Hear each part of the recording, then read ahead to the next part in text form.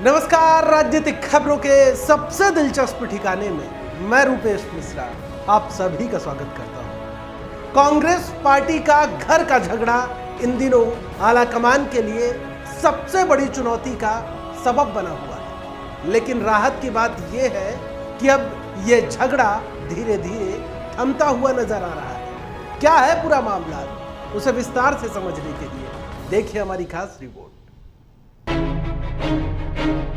कांग्रेस के कुनबे में गृह क्लेश की फहरिस्त इतनी लंबी हो चुकी है कि इससे पार पाना आला कमान के लिए बड़ी उपलब्धि ही मानी जाएगी।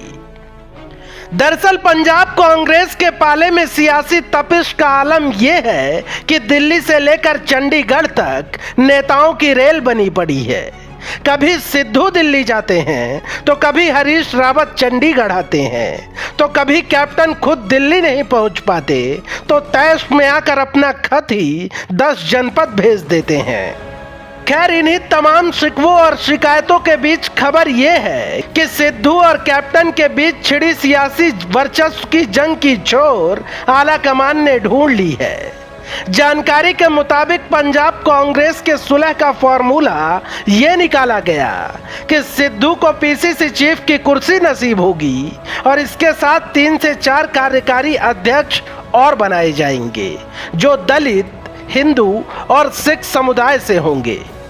कुल मिलाकर आला कमान की प्रयोगशाला में जैसे ही पंजाब का फॉर्मूला तैयार किया गया, वैसे ही राजस्थान कांग्रेस की निगाहें आला कमान पर टिक गई कि आखिर अब राजस्थान कांग्रेस के सियासी वर्चस्व के सुलह का फॉर्मूला कब इजाद होगा। खैर, इसी बीच सूत्रों के हवाले से खबर है कि आला कमान पंजाब का फॉर्मूला ही राजस्थान में लागू करने का मानस बना चुका है, क्योंकि पंजाब और राजस्थान कांग्रेस की समस्या लगभग एक जैसी ही है।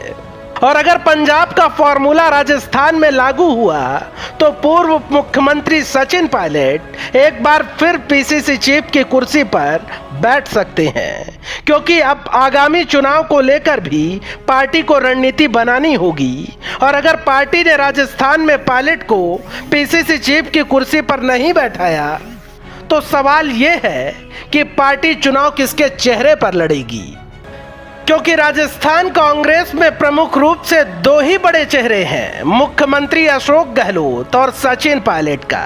इसलिए पीसीसी चीफ की कुर्सी पर पायलट को बैठाना आला कमान की सियासी मजबूरी भी है और जरूरी भी। और वैसे भी सियासी विश्लेषकों ने पहले ही बता दिया था कि गोविंद सिंह डोटासरा को उस वक्त पीसीसी चीफ की कुर्सी अस्थायी रूप से सौंपी गई थी, क्योंकि डोटासरा का चेहरा प्रदेश व्यापी नहीं है जिसके दम पर विधानसभा चुनाव लड़ा जा सके। इन्हीं परिस्थितियों को देखते हुए सियासी जानकारों का कहना है कि पंजाब का फॉर्मूला राजस्थान की परिस्थितियों के हिसाब से ही तैयार किया गया है। Bureau report, the fact India. तो देखिए आपने हमारी खास रिपोर्ट की किस प्रकार से जो पंजाब कांग्रेस का जो कैप्टन और सिद्धू के बीच जो विवाद लगातार लंबे अरसे से चल रहा था, अब कहा जा रहा है कि लगभग ये थम गया है। और दिलचस्प बात तो ये है कि सियासी विश्लेषकों का यही अनुमान है कि जो फॉर्मूला, जो सुलह का फॉर्मूला आला कमान ने पंजाब में लागू किया है, वही फॉर्मूला राजस्थान में भी लागू होगा। खैर, ऐसा होता है, इस सवाल का जवाब वक्त की गर्भ में छिपा हुआ है, लिहाजा हमें इंतजार करना होगा उस सही वक्त का। दोस्तों, कल फिर हाजिर होंगे सियासत की दिलचस्प खबर लेकर। तब तक के लिए नमस्कार।